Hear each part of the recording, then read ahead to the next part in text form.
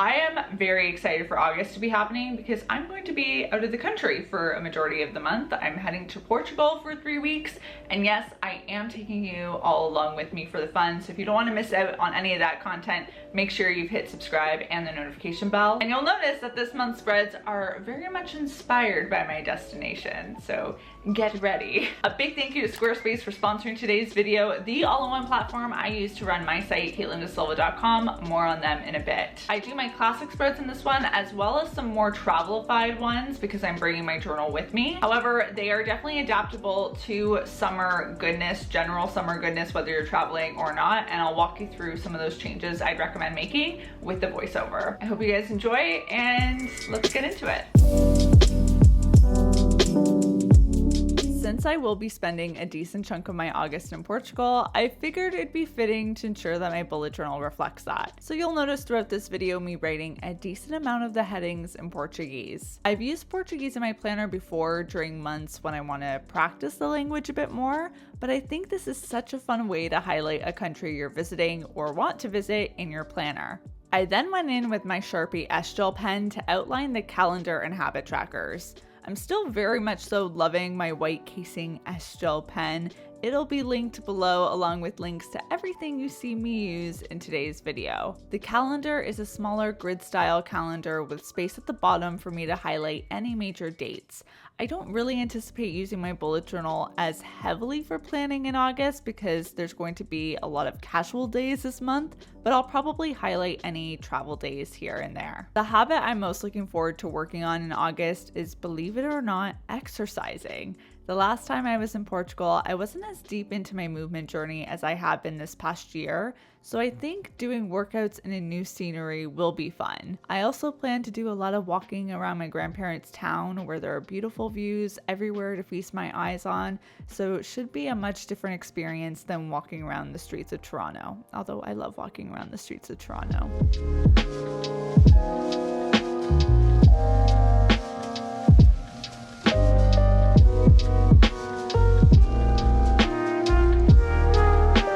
Bottom right page, I pasted in an image I found off of Pinterest of a building in Portugal. Throughout this video, I paste in quite a few Portugal photos from Pinterest, so I'll try linking them down below in case you want to pin them or use them in your own spreads. In this particular photo, I adore the tiling that's happening on the building. I think one of my favorite parts about Portuguese buildings, whether it's their exterior or interior, is their use of tile and color. This section next to the photo is the future home of a list of destinations I want to visit while I'm away. It's not a super large area because, as I've mentioned, this is intended to be more of a laid-back visit, so I won't be doing as many super touristy things like my last time there in 2018.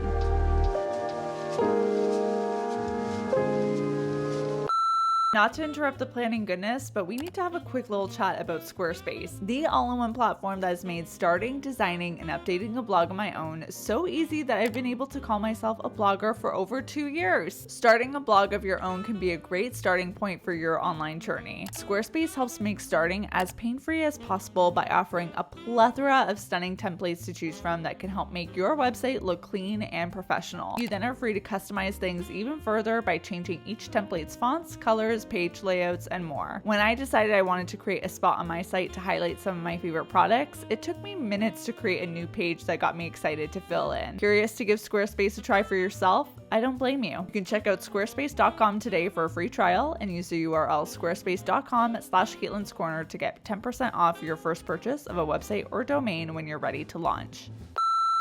For this next spread, I'm starting off by pasting in some mini photos. My original idea was going to make them look like mini Polaroids, but then I instead decided to add a playful drop shadow to them both. The reason I was inclined to go with a Polaroid doodle look was because these two pages are going to be a space for me to record some memories throughout the month. Just like how you'd look at photos you took on a trip, I want this area to be a great visual reminder whenever I look back on it.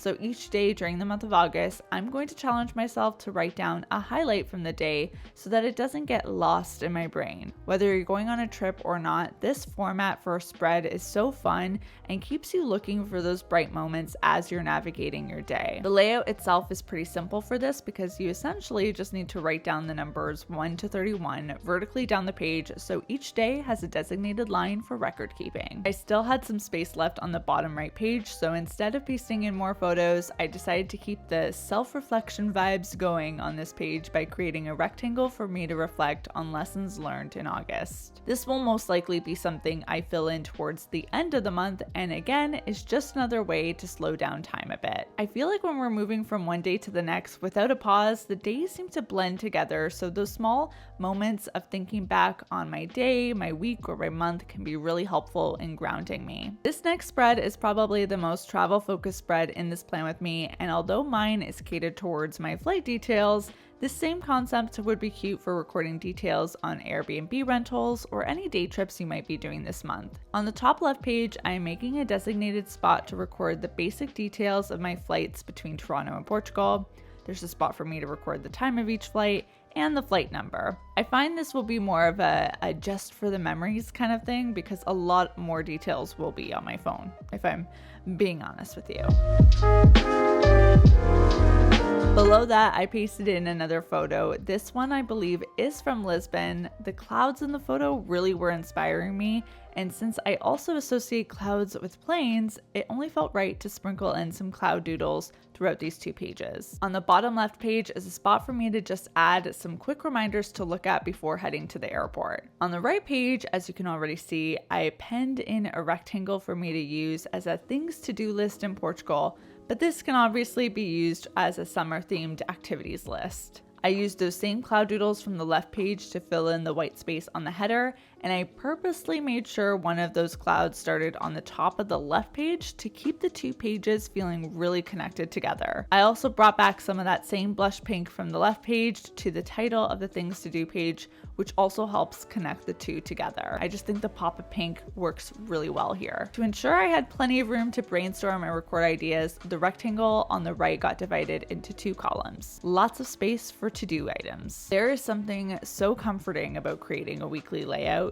Each one I do always comes out different, sometimes in big ways and other times in small details, but each is grounded in the fact that there are always 7 slots for 7 days of planning. For this weekly spread, I wanted to take a step away from the ruler and really lean into hand-drawn lines. The photo of the ocean on the top right page was a major inspiration for this. Nature is the most wonderful example of perfect imperfections, so it felt wrong to use a ruler for the headings or dividers that separate each day of the week. This spread just craved a little bit of imperfection messiness. Each day of the week was given a slightly wonky rectangle for me to record the title, and each rectangle eventually got a drop shadow behind it to make it pop out. For as long as I've been bullet journaling, you'd think I'd have gotten sick of drop shadows by now, but I rarely ever regret adding one to a spread.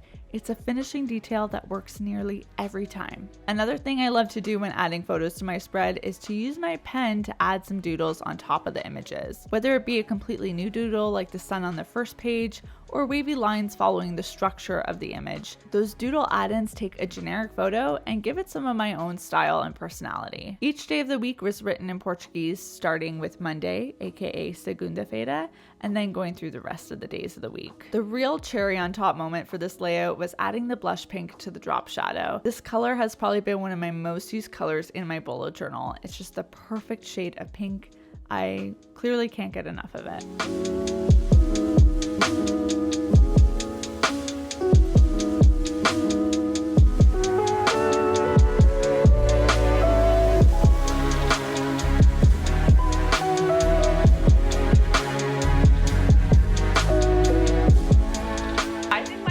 Spread by far this month was definitely the travel details things to do spread. It's just visually so pleasing. I'm so proud of myself when it just clicks together like that, and that one just did it for me. But as always, I'm curious to know which was your favorite. Let me know in the comment section down below, as well as if you have already been anywhere this summer, any travel destinations, tell that to me in the comments as well. I'm curious to know where you guys are heading to or have been this summer. Thank you again to Squarespace for sponsoring today's video. Don't forget to click that link in the description box below to get 10% off your first purchase of a website or domain. There's a lot of exciting videos coming in the near future. I'm pumped. I hope you are too. And don't forget, if you haven't already, subscribe, notification bell. You don't want to miss all the fun. And on that note, I will see you all very soon with a new video. And until then, bye guys.